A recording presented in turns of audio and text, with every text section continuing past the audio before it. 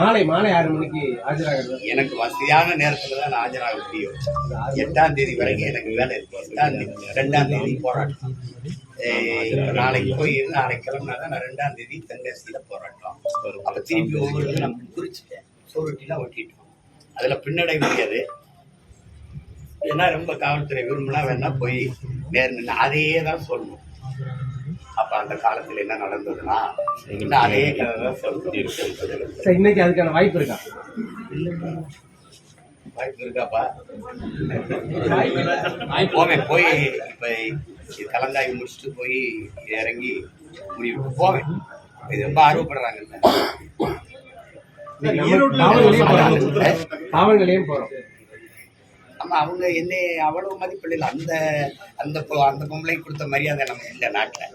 ஏன்னா தேடி போய் வீட்டில் போய் அம்மா தாயே அப்படின்னு கேட்பாங்க. நம்ம அப்படி இல்லை, அப்படி இல்லை. அதனால நம்மளை காவல் நிலையத்துக்கு வர சொல்லி தான் விசாரிப்பாங்க. போவேன்.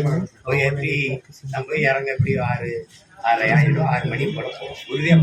இன்னொன்று உங்க வந்து பாலியல் குற்றச்சாட்டு வச்சு அந்த நடிகை வந்து உங்களை நேருக்கு நேர் சந்திக்க தயார். அவங்க அதை தான் நானும் கூப்பிடுறேன், வர சொல்லுங்க அப்படின்னு. அவங்கள வர சொல்லிட்டு எனக்கு